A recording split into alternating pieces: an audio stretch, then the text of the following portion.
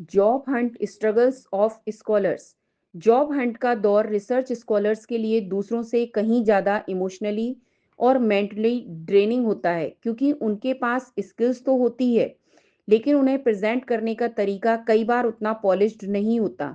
Scholar को लगता है कि उसने 3-4 साल रिसर्च में लगा दिए, इतनी मेहनत, कोडिंग, डेटा एनालिसिस, पेपर्स, लेकिन जब जॉब पोर्टल्स खोलते हैं तो पता चलता है कि मार्केट की एक्सपेक्टेशंस कुछ और ही हैं। यह कंट्रास्ट उनके अंदर एक सब्टल फ्रस्ट्रेशन पैदा करता है, जिससे उन्हें लगता है कि शायद उनकी मेहनत प्रैक्टिकल वर्ल्ड में उतनी विजिबल नहीं है। यहीं से जॉब हंट की स्ट्रगल शुरू होती है। स्कॉलर्स की एक बड़ी समस्या यह होती है कि उनका एक्सपीरियंस ट्रेडिशनल जॉब प्रोफाइल से मैच नहीं करता। इंडस्ट्री वाले 2 इयर्स ऑफ एक्सपीरियंस सुनकर खुश होते हैं, लेकिन 3 इयर्स ऑफ रिसर्च एक्सपीरियंस सुनकर सोच में पड़ जाते हैं कि ये प्रैक्टिकल है या थ्योरेटिकल। स्कॉलर अपनी रिसर्च को रेलिवेंट बताना चाहता है, लेकिन उसे ठीक से एक्सप्लेन कैसे करे, ये क्लियरिटी अक्सर नहीं होती। इससे इंटरव्यूज में हेजिटेशन भी महसूस होती है और कई बार अच्छे इंटरव्यूज भी हाथ से निकल जाते हैं। यही वजह है कि उन्हें लगता है कि अगर कोई उन्हें गाइड करे कि रिसर्च को इंडस्ट्री लैंग्वेज में कैसे ट्रांसलेट करना है, तो उनका कॉन्फिडेंस कई गुना बढ़ सकता है। जॉब एप्लीकेशन सबमिट करते समय एक और स्ट्रगल यह होती है कि स्कॉलर्स बहुत टेक्निकल या एकेडमिक स्टाइल में रिज्यूम लिखते हैं। Industry oriented keywords, miserable skills, tools proficiency, achievements, ये सब रिज्यूम में प्रॉपरली रिफ्लेक्ट नहीं हो पाता। स्कॉलर सोचता है कि उसने थीसिस में जो स्मार्टेस्ट चीज़ें की, रिक्रूटर्स खुद समझ लेंगे, लेकिन जॉब मार्केट पूरी तरह से प्रेजेंटेशन ड्राइवन होता है। अच्छे वर्क को भी सही फ्रेमिंग चाहिए। यही वो हिडन गैप है जिसे स्कॉलर्स खुद पहचान नहीं पाते, और बार बार रिजेक्शन देखने के बाद उन्हें लगता है कि शायद कोई एक्सपर्ट उनकी प्रोफाइल को सही डायरेक्शन दे सके। इंटरव्यूज का प्रेशर भी स्कॉलर्स के लिए हैवी होता है।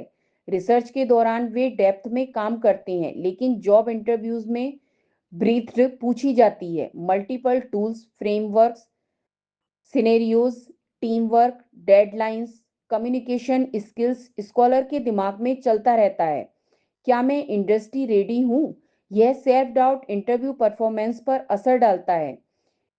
अनडायरेक्टेड प्रिपरेशन से वह बार बार महसूस करता है कि शायद वह गलत दिशा में तैयारी कर रहा है, और यही स्कॉलर को लगता है कि जॉब हंट के दौरान भी किसी स्ट्रक्चर्ड मेंटोरिंग की जरूरत सच में होती है। नेटवर्किंग की कमी भी जॉब हंट में बाधा बनती है।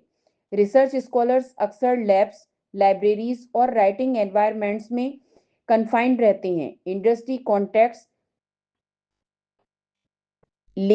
Linked in presence, portfolio building, ये सब उनके लिए सेकेंडरी चीज़ें लगती हैं। फिर जब जॉब ढूंढनी होती है तो उन्हें पता चलता है कि रेफरेंसेस और कनेक्शंस रिक्रूटमेंट में कितनी बड़ी भूमिका निभाते हैं। बिना गाइडेंस के नेटवर्किंग एक कंफ्यूजिंग प्रोसेस लगती है, और स्कॉलर नेचुरली फील करता है कि इस एरिया में भी उसे किसी एक्सपीरियंस सपोर्ट की ज़रूरत है। फाइनली स्कॉलर्स को ये स्ट्रगल भी होती है कि जॉब हंटिंग के दौरान उनका माइंडसेट बहुत जल्दी अनस्टेबल हो जाता है। एक रिजेक्शन भी उन्हें डिसप्रोपोर्शनेट तरीके से इफेक्ट कर सकता है, क्योंकि उन्होंने अपने एकेडमिक ईयर्स में परफॉर्मेंस बेस्ड फीडबैक का प्रेशर बहुत झेला होता है। इसलिए जॉब सर्च को स्ट्रेटेजिकली मैनेज करना, इमोशनली स्टेबल कर रहना और राइट अपॉर्चुनिटीज चुनना, ये सब वो स्किल्स हैं जिनमें स्कॉलर्स को लगता है कि वे अकेले कॉन्फिडेंट नहीं हैं। In short, job Hunt scholars के लिए सिर्फ एप्लीकेशन एंड इंटरव्यूज नहीं होता। यह एक कॉम्प्लेक्स साइकोलॉजिकल जर्नी होती है, जहां रिसर्च बैकग्राउंड को सही वे में प्रेजेंट करना, मार्केट एक्सपेक्टेशंस समझना और सेल्फ बिलीफ मेंटेन करना, तीनों ही एक साथ मैनेज करने पड़ते हैं। और यही वो सब्टल फेस है जहां उन्हें एहसास होता है कि अगर कोई उन्हें प्रोफेशनली गाइड कर दे तो उनकी पूरी जॉब हंट जर्नी कहीं ज़्यादा स्मूथ, कॉन्फिडेंट और इम्पैक्टफुल हो सकती है।